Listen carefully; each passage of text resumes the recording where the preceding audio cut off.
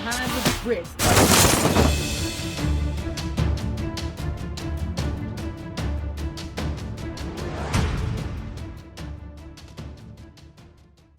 Episode 7. So we're over here at the property in Woodlawn, taking a look at this week's progress. And so come on in, all through. So what we've had is some progression going on in the basement. Last week I told you guys about that we have a clean permit, so we were getting ready to get started. So the basement. So what has happened this week is the area here, which was once where the water line from the city came in, was above ground. They actually trenched down, put it underground like it should have been in the first place to allow us to have a clean, smooth surface. The area over here at the bathroom is now filled in, and we're in preparation for actual concrete, which is going to happen either Tuesday or Wednesday of this week. So we're looking forward to that progress. Also this week, I'm making some executive decisions, whereas in determining if we're keeping the GC on board and or are we going to make some changes.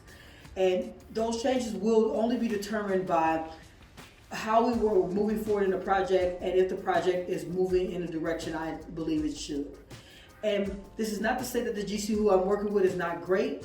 I'm looking for more of an organized look of things and organized feel of things. As a business person, you have to understand that sometimes different personalities will not match. And in this case, I'm a very organized type person, and I like to hand off things to people and allow them to be very successful with those things. And if I am having to be involved as a project manager on an everyday basis, and that's not the task in which I wanted to take on for this particular project. However, that doesn't mean that I have made that decision as of yet. Over this week, we'll weigh out some things, have some courageous conversations, and then go from there. Also, we had a walkthrough of a backup GC, we'll say it that way, where she took opportunity to look at the plans for the basement. We talked about what my different strategies, my exit strategies were for the property. At first, when we originally talked, I hadn't decided if we were going to do rooms, Airbnb, or run a program from this particular location.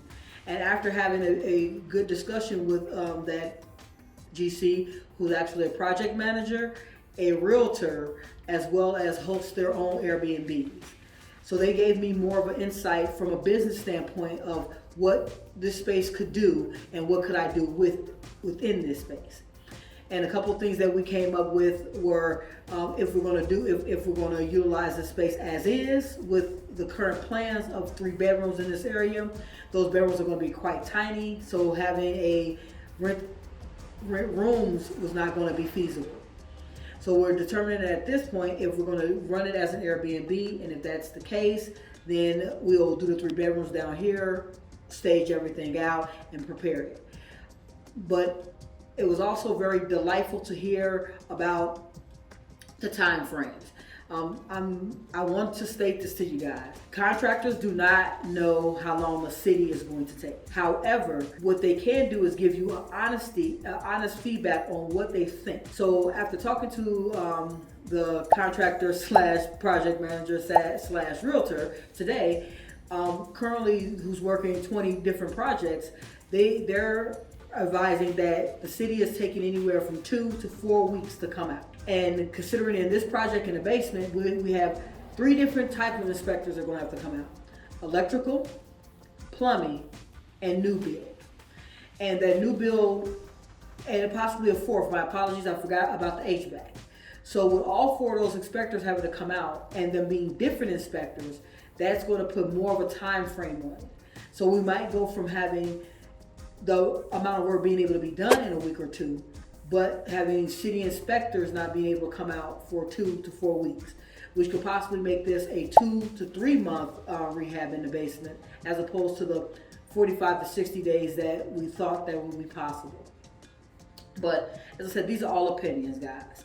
but you want to make sure that you're asking those questions so you have a clear understanding of how much contingency money you need to have to build into your prices to make sure that you're not rushing or put yourself in a bad situation. So keep on watching. I'm going to keep on giving you information. Till next week, this is Rachel signing out, Behind the Brick.